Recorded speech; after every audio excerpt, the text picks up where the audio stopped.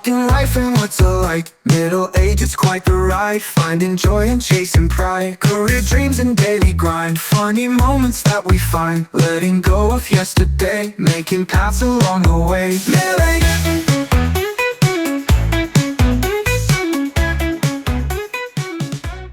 Good to be back. Good to be back. Hi, everybody. Hi, Tim. Hello, Trav. And when you say everybody, who? I was just going to say mom, dad, let's see. Whoever has been guilted into listening to it. Oh, that's so true. Hey, we got a great episode. We do. And it's time to jump in. It is. And actually, piggybacking off our last episode, just as a reminder, the Tim and Trav podcast is basically about life in our 40s and transitions and everything in between. So here we go. Tim, hair care tech and product review of the week. Nothing new there, Trav. No. Believe it or not, I got nothing new to report. How about you? Nothing new, but I was a little bit scared about recording this because you had sent me and one of our guests for today, actually, a picture of you with hair color. And I was very curious as to why that happened or how. And I was really, really thankful today to see your image pop up and thank the good Lord that you actually didn't do what the image was. Can you explain to us what that was? All right. Did you actually believe that I had dyed my hair? I did. And it was a very convincing brown. So for those of you who haven't... It was very dark. Was it a filter? Right, What's the deal? Yeah, a quick rundown. I had a picture taken that I needed for a website at work, and I sent it to my brother asking him if he could change the background. I needed him to change the background from something that was really kind of dark to a light. And truthfully, I cannot do that. If you asked me to do that, it would take me way too much time. He is so quick with these things. So the first thing that I get back is the same exact picture with my hair completely dyed, just brown, black, and I was crying laughing when I saw that. So it's really good. So he did that, and I wish I could do things like that, with just kind of a quick wave of a wand like he can, but it was very funny. That's awesome. Well, that's also a good reminder to not believe everything we see, because I really was like, oh my gosh, he did not dye his hair. So tell Chris he did a good job. Yeah, I will let him know. And for a short period of time, we were trying to convince my parents that it was real. He had actually tried to do it on another one and share it with them. So it was very funny. That's awesome. So, okay, good stuff. Thank you for getting into that. Let's jump to listener comments. You have one, yeah? I have one. So I have a verbal one that came in from a buddy of mine who started to listen to the first episode. And in a nutshell, what he shared was, look, I really, really enjoyed the banter, but you guys are just not famous enough to make it work. Really good feedback. I hear him. He said, listen, if you guys were the Kelsey brothers, it would be worth it. And so my question for you, Trav, I was reflecting on what he said, and my question for you is, do you want to go try out for a football team? Oh, I tried that once in high school, and I was really, really supportive on the sidelines. So there we go. All right. So I guess we're just going to have to deal with the two of us. If we're looking for fame, it's not coming. So speaking of famous, your wife, Christy, do you have an awesome wife moment? I have an awesome wife moment. So earlier this week, it was late at night, long day. Again, I shared previously, she goes into the city and out every day. It's just a lot, right? It's taxing on multiple levels, at least for me, right? She seems to handle it with grace. So it was later in the evening. We finally got the kids to bed, and I'm working on this one project for this one group, and I had to finish it up. So it was about 10 o'clock, and I was like, I'm just going to go into the office and work for a little bit. And, I could tell she was definitely exhausted. She said, I think I'm just going to relax, maybe watch something. And I was like, totally get it. So I come out like maybe 30, 45 minutes later, and she's sitting in the kitchen at her computer, engaged fully in work, just rocking and rolling. And I'm like, why are you not relaxing? She's like, there's just so much to do. I just have to keep working, right? So way into the late hours. I eventually get to a point where I just go to bed. I'm exhausted, right? So I head into bed, and she just keeps on plugging away at her work, and I just really admire her stamina and commitment to her organization. In a similar vein, my wife Kristen, my awesome wife mom, she's actually making the world a better place, much like you, Tim. The thing with Kristen is that she not only does that as her full-time job, but she also helps other groups to raise funds and works on boards, and she's currently on 2 boards. One, they're both local here to Cleveland. Similar to Christy, there are days where we would just lay down on the couch and be like, that's plenty. I've done enough today. Between the kids and everything else. And Kristen will be in her office, either helping with that board or at a board meeting. Those are things that take a lot of extra effort, and I don't want that to go unrecognized. So, I feel like she is not only a valuable member to her team at work, but she's also putting in those extra hours and doing things for boards here as well. And they're both nonprofit groups, so shout out to that. Huge. That's awesome. And they're lucky to have her. Absolutely. Something awesome you've seen, read, or experienced recently? I have one that I was sort of perplexed by, and I hope it's okay that I introduce it into this segment. I was driving down to Philadelphia last Saturday. I'm on a board. Speaking of boards, I'm on a board with a group down there, and I was driving down. We meet twice a year, and it's all day.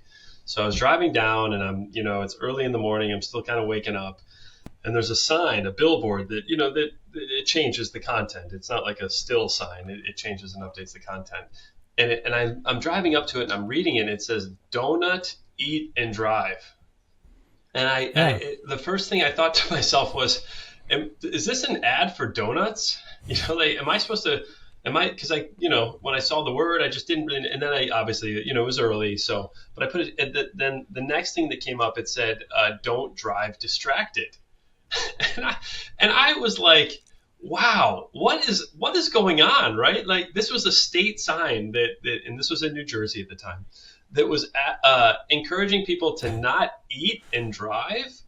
I was perplexed, man. I mean, I eat and drive a lot. I get it. I get the point, but where are we going, right? I mean, it really, really, and so again, this is the reason why I'm thinking maybe this isn't totally awesome, more perplexing, but it stood out to me. Do you have any thoughts on that? That's really strange. I think I'm with you. I think I see the point, but I also think that that might be a little bit too far.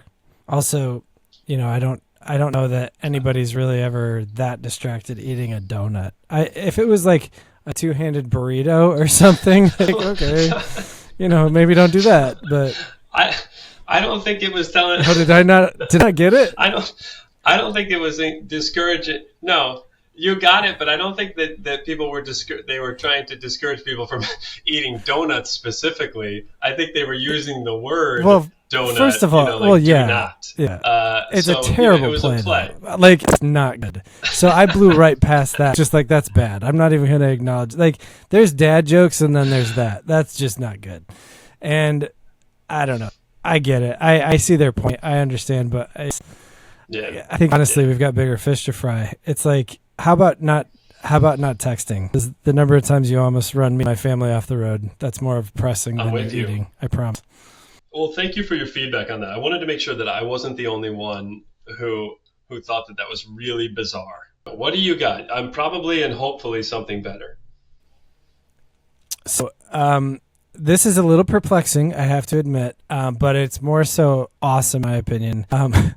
Somebody online pointed out that, the movie Predator. It's not new. It's very old, right? I never saw it, but yeah.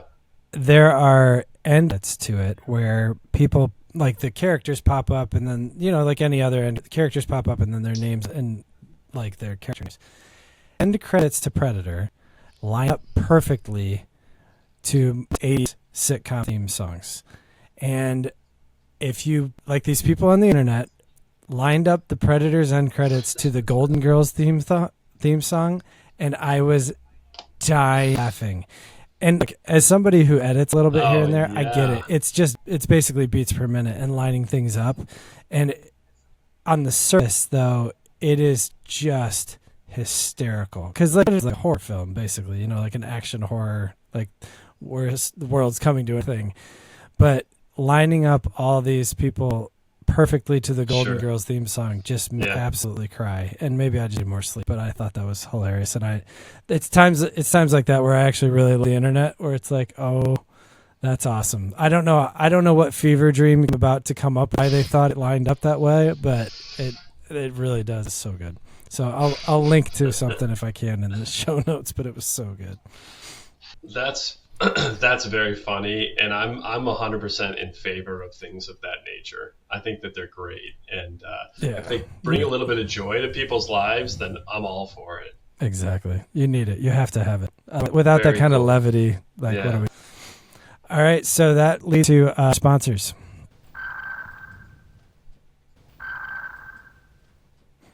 All right, we're good.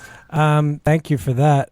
Tim, do you want to intro our main guest for today? We have our first guest. Do you want to intro it? I would love to, and I am just delighted to say that someone was actually willing to come on our show. I mean, that alone, people may wonder, well, what's wrong with this guy? He was just born into an unfortunate scenario where he knows both of us from a young age. He must have been really bored. So Joel is an amazing dude who grew up with us, which is just awesome. And we were really excited to bring him on and really excited to, kind of dive into his recent career transition, which occurred, I think, probably within the last 3 to 5 years. It's certainly some stuff that we know that he had been thinking about, but he took a big move and has some great reasons why. And I'm really excited for the conversation ahead. And I really do think that people will enjoy it, especially those people who maybe are considering a mid-career move, or who are, considering only because of the fact that they have no other choice but to consider it. So look forward to this segment with Joel, and this should be great. Let's bring him in. So thanks for joining us. Our guest today is Joel Custer. Joel is a realtor in the Columbus, Ohio area. And full disclosure, Joel has known us a very long time, each of us. We all grew up together in Perrysburg, Ohio, and somehow he was still willing to come on the show. And not only was he willing, but he was our first guest. He was our first call. And as we talked about before we started recording, he thinks that that's because you're supposed to put your toughest thing first, but really it was because he was the only one willing to do it. So, Joel, hello. How you doing, Travis? Hi, Tim. Hi, Joel. Trav, I got an invoice already from Joel. I don't know. You didn't give it. Hey, that doesn't it's a tax write-off. Anything I can do, at this point. Hey, you're the billing department, Tim. I have nothing to do with that. Well, we'll see if we're going to pay him after this is over. Yeah. Fair enough. So Joel, I don't want to speak out of turn, but I do kind of want to give everybody a sense of why we asked you to do this. You originally, right out of college, had gone into the retail world, right? And then you transitioned, and you can tell us a little bit more about that, but you transitioned into being the realtor extraordinaire that you are today.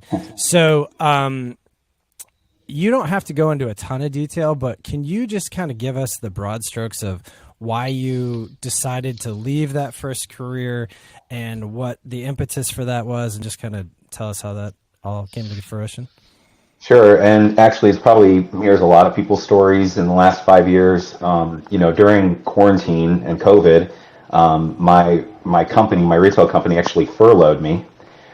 So I was at home with the kids and with my wife, for months. And that was a big eye-opener for me. I was on the road 2 to 3 weeks a month, with my retailer that I work with, and I just felt like I was missing out on too much. Gotcha. So it was like a lifestyle thing and a career thing, kind of. Yeah, absolutely. I think it was both, but I think more lifestyle, to be honest. It was that the balance is what I was really missing. I put work above everything else. I mean, even family. And it took that time for me to kind of recognize that was happening in my life, and that it was something I truly missed. So when we went back to work at the mall, and I was traveling again, I felt like that was the time where I really mentally made a decision to make a career change. Gotcha. So you had already come back from that furlough and you were like, wait, this isn't working anymore. Yeah. And my company was super gracious. They're like, hey, we can change your role. We can change, how much you're traveling, alter my position. But I think there was a little bit more to it than just that. And I was kind of, I will say, like, stale in my position. Just not getting just not feeling great about what I was doing every day anymore, and wanted a different challenge in my life. Yeah. So I think that's when I decided to make the change. And I had actually always wanted to be a real estate agent, but the retailer kept promoting me, and kept getting more responsibilities, and kind of felt like I had to stay. Yeah. So, sorry. Go ahead. Sorry for jumping in here. Now, at the start of that furlough, Joel, how many times did your wife and kids come up to you and say, "Hey, when are you going back to work?" We're kind of getting tired of seeing you here. I don't want to sound insensitive, because I know that that time of the world was pretty tough. But I found like a newfound like love of life during those months that I was home, especially in the spring. We camped out in the backyard. We were on bike rides 2-3 times a day. Just different things that I hadn't done since I was a kid almost. And so I got to experience all those with both my kids, and so it was great. It was really an exciting time. So what was there a moment when you discovered that it's time to make a change? I mean, was there, like, can you identify one particular moment, or was it sort of like this culmination of factors that contributed to this? Yeah, so I listened to your first episode, your first podcast, and you were talking about what your wives, like, you were honoring your wives and such those things, and I'm the same way. So Katie was 100% supportive of me making a career change, and almost like encouraged me to do it. And knowing that I had her support, that really pushed me over the edge, I think, because I'd been thinking about it, but when she was like, "Hey, I'm going to support you 100%, whatever we do going forward," that's really the words I needed to hear, to be honest. Yeah. That's awesome. That makes a lot of sense. That is awesome. Yeah. I mean, you think about how lucky you are to have someone like that in your life who it helps you move forward. I mean, a lot of people don't have that. So that's and it's interesting to think about, does that mean that people who don't have that sort of presence potentially don't take the plunge, right? Or would be less likely to do so. So you, you did it. You explored opportunities, and after how many years were you with your employer? Yeah, I was with 15 years. 15 years. And that's a big struggle. That was a big struggle for me, because a lot of the success that I felt as a person came from work, and when I left, that company, I lost that piece of myself, and struggled with that for a long time. I actually still struggle with that quite a bit right now. That, like, word success, like, what is success and how does someone determine it? I equated it to money. I was making X amount of money and bringing it, felt like the provider, but I wasn't giving my time. So, it was an interesting transition. And again, I'm still going through quite a bit of those feelings, because real estate, there's months where you do really well, and then there's months where you don't do any business. You don't have any income coming in, and it's been a challenge to learn those peaks and valleys, those ups and downs. So, and how do you go through that? Because, like, for me, as a person who generally does freelance, it's like some can be really hot, some can be really cold, and everything in between. So how do you mentally, times where it's like, well, like, can you kind of see that coming as a realtor? Can you kind of, like, are you surprised by it? Like, how does that work mentally? Yeah, I mean, I think there's times of the year that are hotter than others. Obviously, your spring and your summer markets, there's going to be more activity. So you have to prepare for the fall and winter, which I learned that my first year. Like, okay, there's ups and downs. Sure. But really, like, I mean, there's still been times where last year where I was successful, and I got into a couple months where it was really difficult, and I wanted to move on. I wanted to give up. I was like, I need a job that has more stability. Sure. I still let a lot of those feelings I had for years about success and bringing in money kind of take over my other thoughts. And, really, again, my wife came back and said, remember why you did this. Remember, you're good at this. Like you've already changed all these people's lives. Like you're good at this. Just keep going, keep going, keep going. And right now I've had the most success I've had in the past 3 years. And wow. my mentality has changed. Like I just don't think about what could happen. I just think about how I can keep going. So that's good. I love that. Everybody needs a Katie in their lives, right? For real. All right. So we're gonna cut this short, and we're gonna get Katie on. And I know. Can I have her give me some words of encouragement? I know. I mean, she just didn't let me give up because I mean, really, I was on the cusp. Like I was really close to moving to doing something else, and she said, "Keep going, keep pushing." That's the fighter in her too, though. Yeah, right. That is awesome. So one of the things that you mentioned earlier was, this desire to be more present to your family. Have you accomplished that? Absolutely. Mm-hmm. I mean, I would say that's again, bringing back that word success, like it's doesn't have to always be financial. Like my biggest success story is being more present in my family, with my family. Margot, my youngest, I take her to school every day. I pick her up from school every day, unless something randomly pops up. But like those times I never would have had before. With my older one, I was able to attend like all of her events, in the past 2 years where my previous position just didn't allow me to do that. I was out of town too often. I missed too many things. So it's been a big change at home. And I work from home most of the time. So I'm doing laundry, I'm doing dishes. It's been a huge transition, gender role wise, for my wife and I, we get stuck in, I think, our generation's still a little bit stuck in those roles. It's opened up a little bit, but still like as just like watching our parents grow up, they kind of still fit into those molds a little bit. Sure. Yeah. That is cool. And every couple's different. Yeah, for sure. Sure. Do you feel like as a realtor, like I was telling you before, I've only bought one, and so I've never had to sell anything or anything like that. How you were talking about working from home and, having weekends and nights and stuff free. Do you feel like as a realtor, people kind of respect those hours, or is it like you're always on the clock, even though you work from home kind of thing? Yeah. So, I'm always on the clock. So my position is, I won't say 24/7 because there's still times at night where I turn it off and answer it first thing in the morning. But, the market right now in Columbus is the hottest market in the country. Actually, Cincinnati and Cleveland are both in the top 10 as well. But you have to act quickly or you miss out. If someone calls me in the morning and says, hey, I need to go out in 2 hours and see this place, I know that I've got to make my schedule work somehow.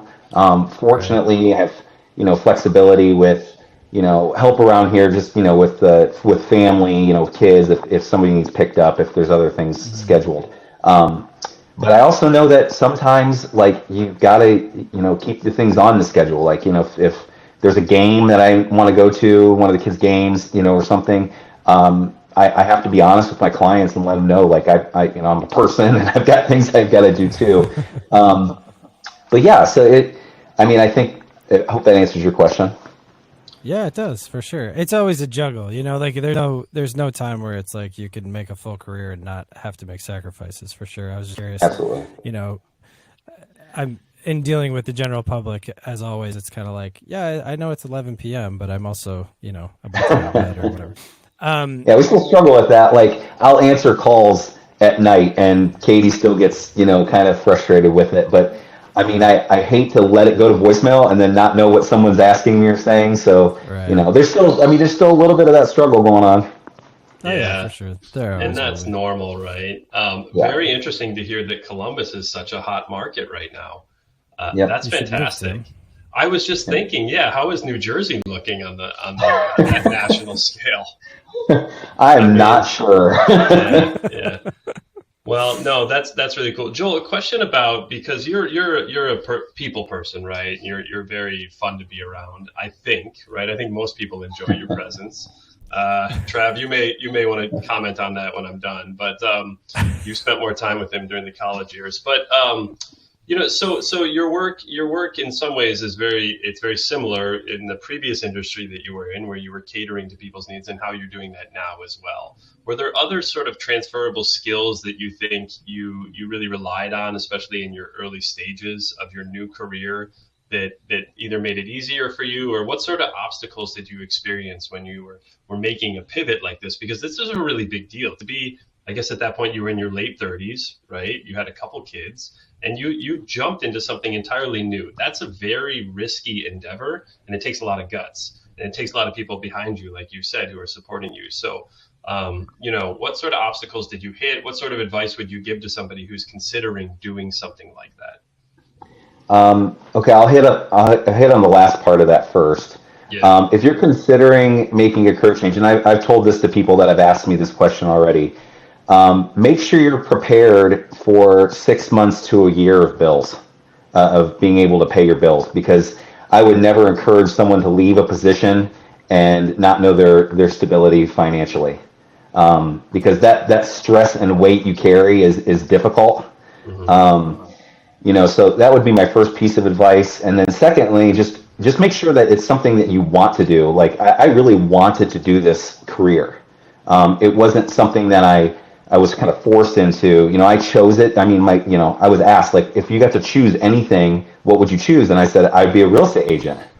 I mean, I know it's kind of a silly thing, but, and maybe not, but I enjoy working with people. I mean, I'd say that's probably the biggest transferable skill that I had in my management role is, I worked with hundreds of people. I was an area manager, so I oversaw things, and really just the communication, listening is a big one, just really being an active listener to people and really hearing their needs, and then being able to kind of point them in a direction. And I think that was a skill that I learned early on in management, was just really listening and hearing what people are actually saying. So, on the real estate side of things, I really try to listen to my clients to get their needs met, and then guide them. Just be an active listener. I think like a therapist role is almost involved a little bit in real estate. So, I think that it comes down to communication and listening. Yeah, makes sense. Yeah, thank you. That's great. Tim missed everything you just said, by the way. What? Yeah, what's your name again? Trav, who brought this guy on? Yeah. I actually just got a high score in pinball. I am very happy about that. Tim's Wordle is off the charts. I have never done Wordle. I'm not smart enough to do Wordle. I've never done it. Never stepped in a library. There's a rumor going. Someone started a rumor that I've never been inside a library. I don't know where that came from. Wow, Joel. So very interesting. I wish that I could say that our thousands of listeners who are living in the Columbus area, I wish we could refer them to you right now, but we only have about 2 who don't live in Columbus. Well, yeah. That's okay. So, but go ahead, Trav. No, I was going to say, real quick plug, you should tell us how to get in touch with you, for real. Yeah. So if you want to. Yeah, for sure. I think social media is easiest for people. So Sold with Joel is my Instagram handle. So you can always message me through social media. If not, I'm, straight old school with like phone calls. I love phone calls, probably more than even text messaging. So I'll leave my number. Can you put it down here somewhere? 614-338-9681. So, right. And then Joel at theringergroup.com. So. Right on, cool. Well, I don't want to let you go yet. Yeah, I don't want to let you go yet. Yeah. Okay. We will definitely include that, though. Yeah, okay, I would encourage you, Joel, to give us your address as well. People could drop their laundry off at your house. You apparently have time to do it, so we'll put that is one of my many tasks. I love doing laundry, Joel. Do all the laundry. I love it. I sometimes fold clothes while I'm on calls. Is that right? Oh yeah. I love it. Same here. Yeah. The struggle I have with laundry right now, sorry to cut you off, Tim, is okay. I pick up a shirt and I don't know if my 10-year-old's wearing it or my wife's wearing it or my in-between daughter's wearing it. So they go into like I'm not sure whose pile this is. Yeah. And then sometimes it still surprises me. But oh, that's so fair, man. That definitely happens here too. You are not alone. I get my boys' clothes mixed up all the time. So, Joel, there's a question that we ask all of our guests that we're going to present to you as well, and we'll give you a second to think about it. But I'm gonna read it to you, and we'd love to hear your response. So the question is, and it's around impact. What event, circumstances, or individual? Okay, event, circumstances, or individual had the most profound impact on the person you are today? ooh, wow, It's heavy. That is a heavy one. And are you looking for career-based, or is it just wide open? Wide open. It's more about you, the person you are today. Okay. You know what? I would just have to put both my parents up there because I couldn't pick one over the other.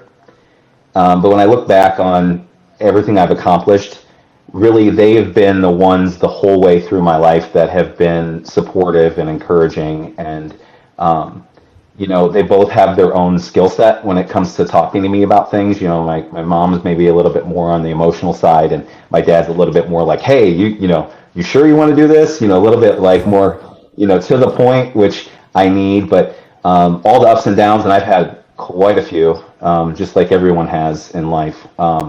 They have been there for me all the way through. So that overall support has created, my overall look on life and who I am today. But I just probably thank them the most. That's a good answer. I love the answer. Unfortunately, you got the answer wrong. You were supposed to say Tim and Trav. Okay. Yeah. All right. Well, we can edit that out at the end. Yeah, Trav, we can edit. You can dub over my my lips or whatever, and just We'll do it in Tim's voice.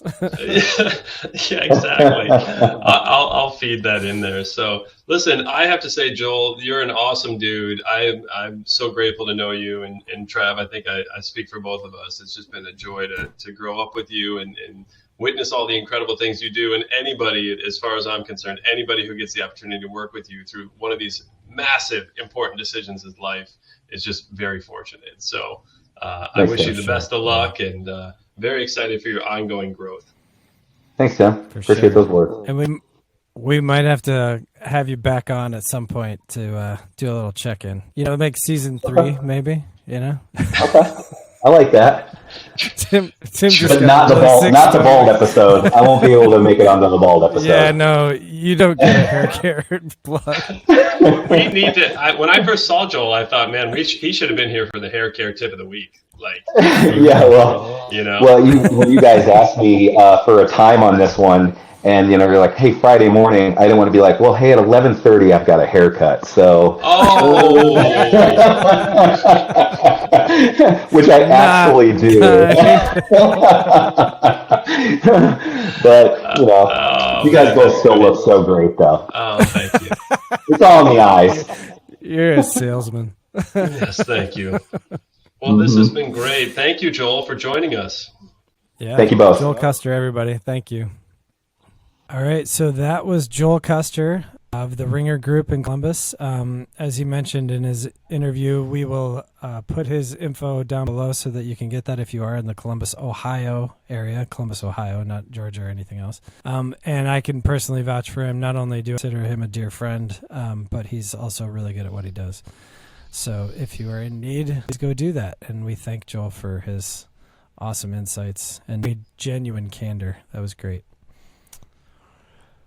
Tim, what was in the background behind him during that interview? Yeah. The painting? What? I did, yeah. I did. And for those of you who are not on video or didn't happen to notice, it. That was Joel's dog. I think it was actually a portrait painting. Which is so much more value than I feel like you ever give to your dog, Abby. Yeah. Do you have a painting of Abby? I don't even know if I That's have a not photo. true. And I mean, this is what's so sad. I maybe have 3 photos. I know I have some. I think that Joel, I don't know why he spent money on that portrait painting. I there's far better ways that he could have invested in something. But he is happy. I mean, he's loves his thrilled with dog. his dog. And Yeah. Trev, I want to just turn this for a moment. I know that we have a lot more work to do on me, but I want to turn this because you also have an animal, I do. and you really enjoy your dog. I do. So just maybe like real quickly, why don't we give you an opportunity to talk about why you love your dog? Because I'm starting to feel like a big jerk. Well, I don't want to take away from that thought. I don't want anybody to think you're not, but no, I have a dog. Her name is Sierra. She's 3 now, I think. She's great. And actually, the timing of this is kind of interesting. Not only do I have a portrait of my dog that's painted by a very good Erica Jafruti. She did an awesome job of painting her right after we got her. But yeah, we love Sierra. And the timing of your question is really interesting because she's very protective. And last night she woke me up around 12:30 and decided that she needed to have a go with the raccoons in the backyard, which then led me to be face to face, literally, with a raccoon in my trash can that I didn't know was in there. So while I really should be mad at her for that little interaction that literally probably took years off my life, I'm not mad at her because she's awesome and she's a dog and I have to allow her to be a protective dog. That's Sierra. I could honestly, for all the complaints that you have for your dog, I could probably list off things I love about mine. So we're good, yin and yang. I hope so. I mean, we need to balance this out. I have many people telling me that I'm just not seeing this clearly, and largely I agree with them. I just need to figure out how to get there. All right. Well, listen, I'm glad you're okay and didn't have too big of a run-in with that raccoon. That could have been really dangerous. Trash pandas are real. Yeah. But I'm glad you're okay. I'm glad your dog's okay. And this was a great episode. It was really awesome to hear from Joel and to get his take. And I think it was most exciting, I know, for the two of us to bring on our first guest and to get ready to do more of that. That should be a lot of fun. Yeah, for sure. And as a reminder to everybody out there, if you have a guest idea or a topic idea or just a general complaint toward Tim, Tim and Trav Podcast, timcast@gmail.com. You can forward it or email it to us, however you want to do it. Tim and Trav Podcast @gmail. And I suppose you could throw an insult my way too. I'm not that fragile. All right, Tim, that was a good episode.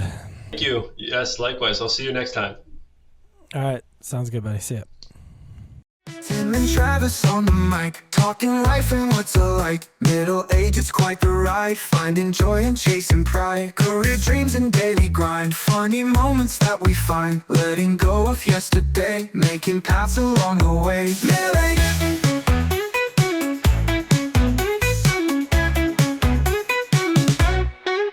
Middle-age mayhem, breaking free, finding out who we can be, laughing, learning all the time. Tim and Travis in their prime.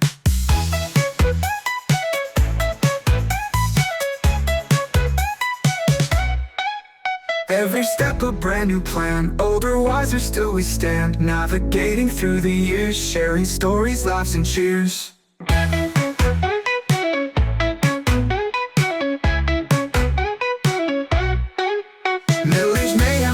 Free, finding out who we can be, laughing, learning all the time. Tim and Travis in their prime. Every step a brand new plan, older, wiser, still we stand. Navigating through the years, sharing stories, laughs and cheers. Middle age, enjoying the fun, middle age has just begun. Tim and Travis lead the way, every episode will slay.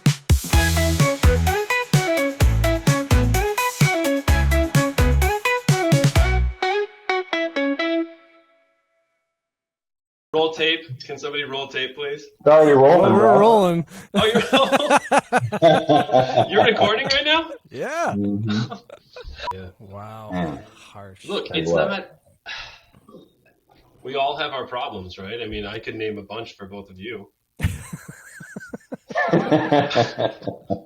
I'd be curious for your feedback. You sure? No, I'm kidding.